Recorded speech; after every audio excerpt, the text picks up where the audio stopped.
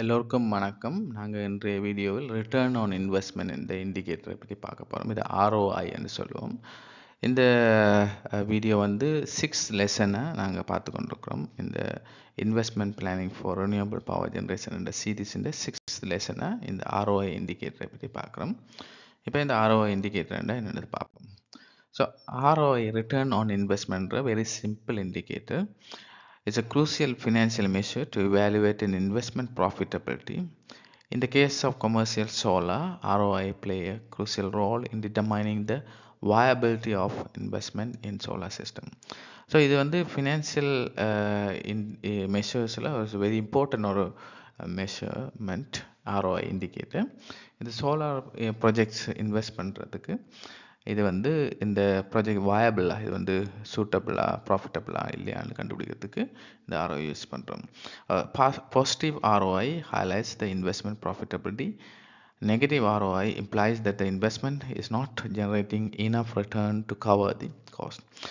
ROI important measures business use to decide if investing in solar energy is financially smart choice for their company. So இப்போ என்னென்னா, இந்த banks மற்ற சில investment companies வந்து இந்த solar ப்ராஜெக்டில் இன்வெஸ்ட் பண்ணுவீங்க.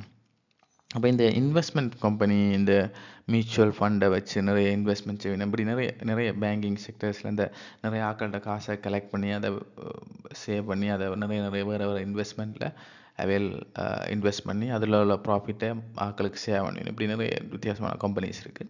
இப்போ அவையல் வந்து ஒரு சோலார் ப்ராஜெக்ட்ஸில் இன்வெஸ்ட் பண்ண போயினோடனே அவை முதலாவது பார்க்குற இண்டெக்ஸ் வந்து ROI.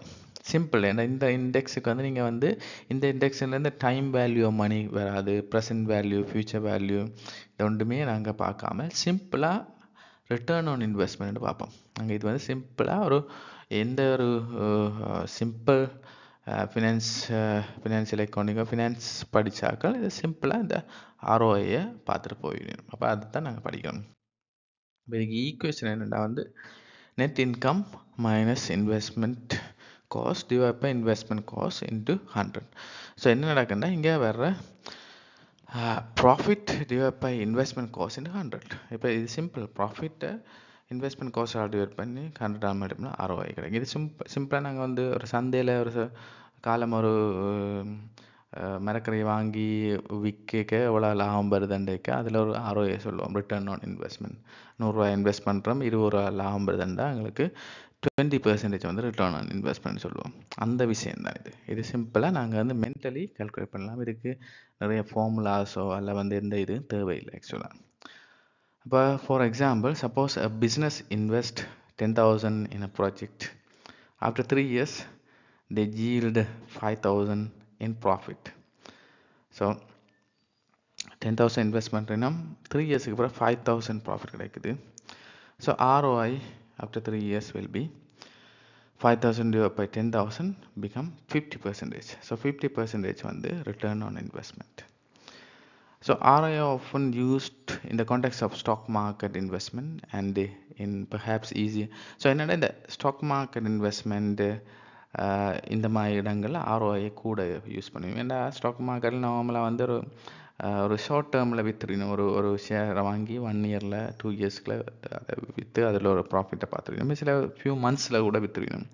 அப்போ என்ன டாக்குமெண்ட்னா, இப்போ ஒரு 100 ரூபாய்க்கு ஷேரை வாங்கி நெக்ஸ்ட் இயரில் $125 100 ரூபாய்க்கு விற்றமெண்டா அதோட ரிட்டர்ன் ஆன் இன்வெஸ்ட்மெண்ட் வந்து 25%. 25 ரூபா லாபம், 25 ரூபா டிவைட் பை $100 இருக்கலாம், இல்லை ரூபா வேண்டாம், 25% வந்து ப்ராஃபிட். அதே அந்த வேல்யூ டவுன் ஆகிட்டுண்டா $75 போயிட்டுண்டா 20% மைனஸில் ரிட்டர்ன் ஆன், மைனஸ்ண்டா லாஸ். அப்போ இந்த ரிட்டர்ன் ஆன் இன்வெஸ்ட்மெண்ட் வந்து வெரி சிம்பிளாக மென்டலி கால்குலேட் பண்ணலாம். அதாவது இதுக்கு வந்து பெரிய கால்குலேஷனோ ஃபார்முலாஸோ எதுவுமே தேவையில்லை.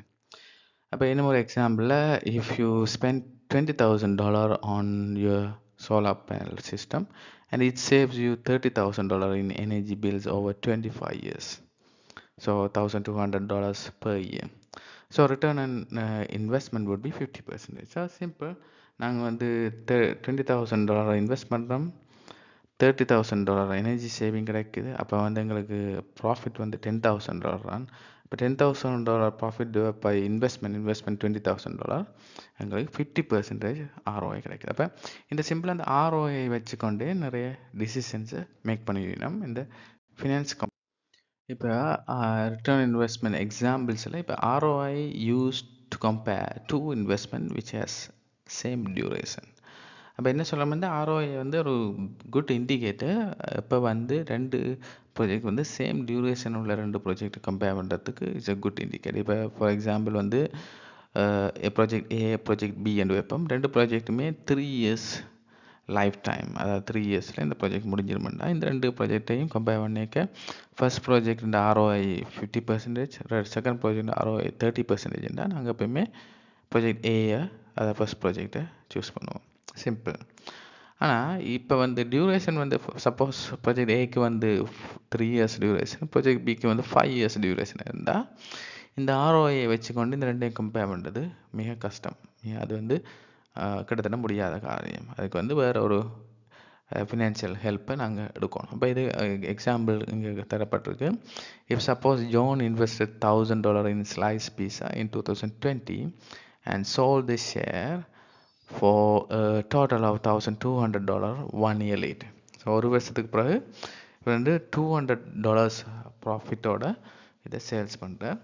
To calculate the return on investment, so we know அது $200 வந்து profit, investment $1,000.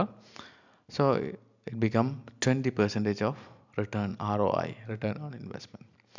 Okay, suppose John வந்து also invested $2,000 in big sales store in 2020 and sold the shares for total 2,800 in 2023. So 3 years duration.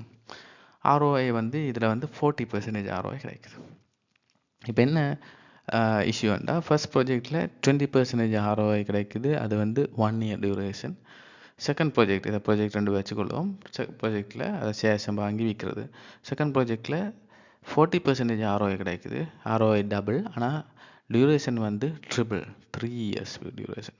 இப்போ இந்த ரெண்டு இதையும் வந்து compare பண்ணுறதுக்கு இந்த ROI இண்டிகேட்டர் வச்சுக்கொண்டு கம்பேர் பண்ண முடியாது. ஏன்னா இது வந்து டியூரேஷன் வேறையாக இருக்க நாங்கள் எக்ஸாக்ட்லி இதில் எந்த ப்ராஜெக்டை சூஸ் பண்ணுறது, இப்போ ஒரு சாய்ஸாக இருந்தால் எந்த ப்ராஜெக்டை சூஸ் பண்ணுறன்றது வெரி டிஃபிகல்ட். இது வந்து வேறு இண்டிகேட்டர் ஹெல்ப் மூலமாக தான் நாங்கள் இதை சார்ட் அவுட் பண்ணலாம். Okay, so ROI fails to reflect the time value of money.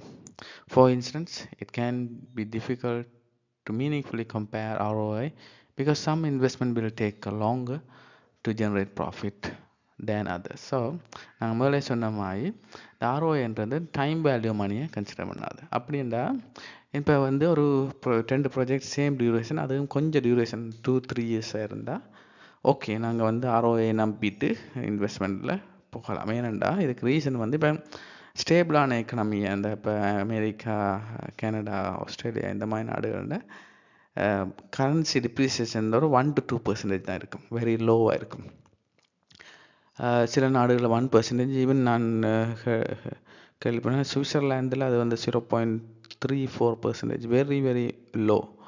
அப்போ இப்படி ஒரு கரன்சி வேல்யூ வந்து ஸ்டேபிளாக ஒரே லெவலில் இருக்குமா இருந்தால் எங்களுக்கு ROI மூலமாகவே நாங்கள் டிசிஷன் மேக் பண்ணிடலாம். ஏனெண்டா வந்து எங்களுக்கு கரன்சி வேல்யூ டிப்ரிசியேஷன் அந்த பெரிய இஷ்யூவாக இல்லாட்டிக்கு.